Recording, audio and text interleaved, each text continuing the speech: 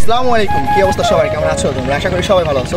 তো আমরা চলে আসছি গরিবি ডুবাই। হ্যাঁ, তোমরা ঠিকই শুনছো, আমরা চলে আসছি গরিবি ডুবাই। তোমরা দেখতে পাচ্ছ যে আমরা ফার্স্ট অফ অল যখন গরিবি ডুবাই আসছিলাম তখন এখানে খেজুর গাছ এবং আরও বিভিন্নভাবে গরিবি ডুবাইটাকে সাজানো ছিল, কিন্তু এখন বর্তমানে গরিবি ডুবাই একটি ইউনিক পর্যায়ে সাজানো। তো তোমরা আশপাশ দেখতেই পারতেছো যে খুবই ইউনিকভাবে কাশফুলে আমরা গরিবি ডুবাইতে চলে আসছি। মানে আজকে সৌন্দর্যটা ফুটে উঠছে কাশফুলে। তোমরা দেখতে পাচ্ছ কাশফুলে কি সৌন্দর্য উপভোগ করতে এখানে বিভিন্ন মানুষ আসছে বিভিন্ন স্থান থেকে, এবং আমরাও চলে আসছি। তো আমার বাসা হচ্ছে বরিশাল বলা, তো আমি বলার ছেলে। তো তোমাদের মাঝখানে নিয়ে আসলাম আজকে গরিবি ডুবাই সৌন্দর্য। তো আমরা আজকে বেশি কথা না বলে গরিবি ডুবাই যে কী কী পরিমাণ সৌন্দর্য কী পরিমাণ সৌন্দর্য ফুটে উঠেছে ওইটা তোমাদের মাঝখানে উপস্থাপন করে দেবো।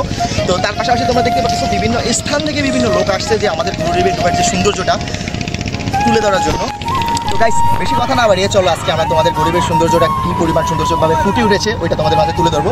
তো গাইস, ফার্স্ট অফ অল কথা না বাড়িয়ে আমরা আমাদের গরিবের ডুবাইয়ের পাশে কিন্তু একটা বড় সড়ো নদী আছে, ঠিক আছে? তোমরা গাইস তোমরা ঠিকই শুনছো যে আমাদের যে ভোলার যে নদী কাঙ্ক্ষিত, এই নদীর সাইডে কিন্তু গরিবের ডুবাইটা অবস্থিত। আর যদি আমরা ভোলা সদর থেকে আসি তাহলে আমাদের কমপক্ষে শহর ভাড়া 50 টাকা থেকে 30 টাকা লাগবে।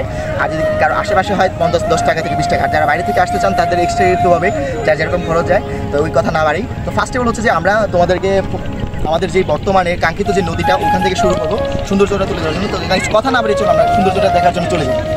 তো গাইস, আমরা চলে আসছি বর্তমানে আমাদের কাঙ্ক্ষিত সেই নদীর কিনারে। তো নদী সবার অ্যাভেলেবেল, সবাই খুবই পছন্দ। তো আমরা কাঙ্ক্ষিত নদীর পাড়ে চলে আসছি। এখন বর্তমানে ইদানিং হিসাবে আমাদের নদীর সাইডটা খুবই ভেঙে যেতেছে।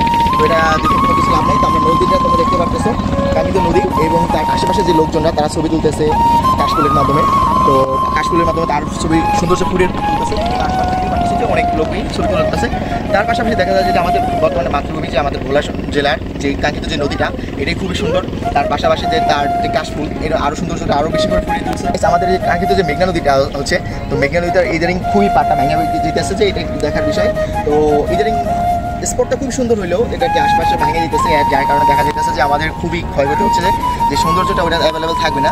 তো কাঙ্ক্ষিতভাবে আমরা সৌন্দর্য ফুটানোর জন্য আমরা যে যেখান থেকে পারি অবশ্যই চলে আসবো।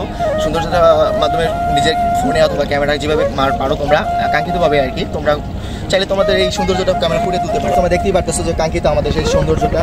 তো কাশফুলও দেখাইলাম তোমাদেরকে, আজকে নদীও দেখাইলাম। তো কাঙ্ক্ষিত আজকের ভিডিওটা এই পর্যন্ত। কার কাছে কেমন লাগছে অবশ্যই কমেন্ট বক্স করে জানাবা। আর নতুন হয়ে থাকলে আমাদের চ্যানেলটাকে অবশ্যই সাবস্ক্রাইব করে দিবো, আর ভালো লাগলে একটা করে শেয়ার করে আমাদের পাশে থাকবেন।